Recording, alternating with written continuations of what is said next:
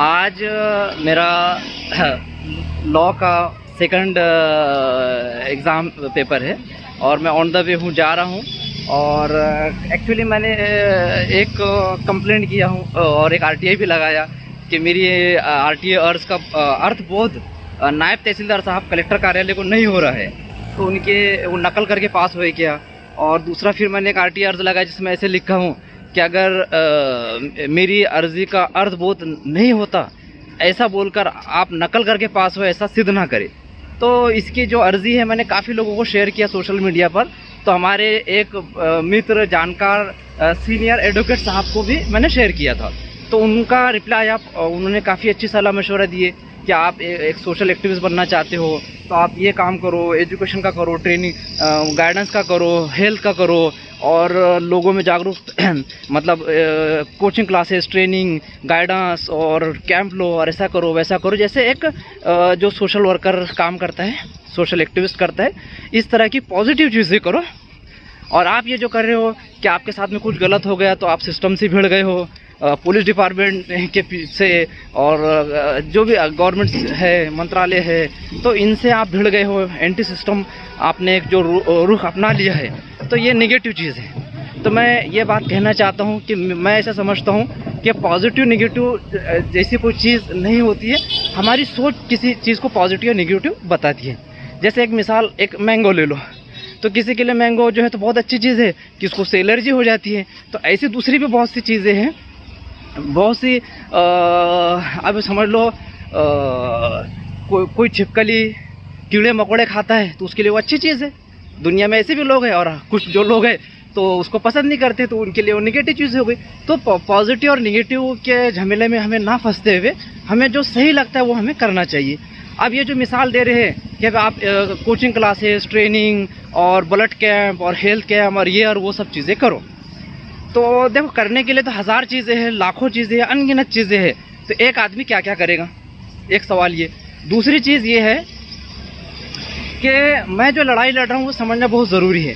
मैं मालकी हक की लड़ाई लड़ रहा हूँ कि इस देश की जो असल मालक है वो जनता है और जो हमारे सेवक है, नौकर है, तो ये हमारी सेवा ठीक से नहीं कर रहे, तो हमें हमारा मालकी हक प्राप्त करके लेना है। ये नौकर लोग हमारे सर पे नाच रहे हैं, तो मैं ये लड़ाई लड़ रहा हूँ एक तरह से अपने हक की, अपनी आज़ादी की लड़ाई में लड़ रहा हूँ। जो हमारा हक छीना जा रहा है, अन्याय, अत्याचार, भ्रष्टाचार के विरुद्ध मैं लड़ाई लड़ रहा हूँ। तो किसी को लगता है कि वो कोई एजुकेशन में करे, कोई मेडिकल में करे, वो आज़ादी करने के लिए, लेकिन मैं जो कर रहा हूँ मैं अपने इस पर एकदम ठाम हूँ, फर्म हूँ।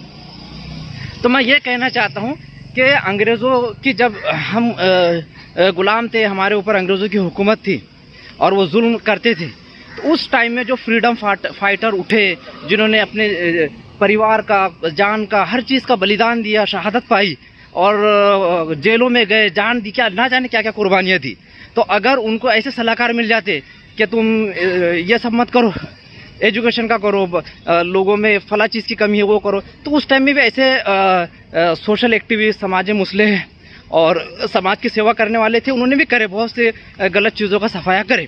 लेकिन जो आज़ादी की लड़ाई लड़ रहा है, तुम उसको बोलेंगे कि भाई तुम ये जो साफ़ सफाई का काम करो या फिर एजुकेशन का काम करो या फिर फला चीज़ें करो, तो आप मुझे बताइए कि हम आज़ाद हो पाते थे? हर चीज़ का एक महत्व है, एक इम्पोर्टेंस है, वो अपनी जगह पर है। तो मेरी लड़ाई समझना बहुत ज़रूरी है। तो ये जो है कि भाई आप ये नहीं, ये 10 चीज़ें करो, ये मत करो, तो क्यों नहीं करो? हम हमारे माल के हक की लड़ाई लड़ रहे हैं, हमारे जो नौकर हमसे बराबर सिस्टम से काम नहीं कर रहे हैं, तो हम जो है हमारी लड़ाई लड़ रहे हैं। तो मैं समझता हूँ कि मेरी बात जो है समझ में आ गई रहेगी। और मैं अपने कॉलेज पहुँच चुका हूँ, एग्ज़ाम देने जा रहा हूँ, तो मैं समझता हूँ जो साहब ने मेरे से चैट किए और बाकी भी अदर जो लोग हैं, तो उनको जो है मेरा मुद्दा समझ में आ गया रहेगा कि मेरा जो बाकी सब चीज़ें करना चाहिए, बहुत अच्छी चीज़ें है। अगर मुझे भी वक्त मिला तो मैं वो जो साहब ने मशवरा दिया वो चीज़ें करने की कोशिश करूँगा। और उनका शुक्रिया भी अदा करता हूँ कि उन्होंने इतना कीमती समय निकाले और इतना लंबा चौड़ा मैसेज मुझे लिखे। एक सीनियर एडवोकेट है, तो उनके सलाह मशवरा का मैं रिस्पेक्ट करता हूँ, शुक्रिया भी अदा करता हूँ। और ऐसे ही मुझे मार्गदर्शन मिलता रहेगा, सपोर्ट मिलता रहेगा और मेरी बात समझने की लोग कोशिश करेंगे, ऐसी मैं उम्मीद करता हूँ।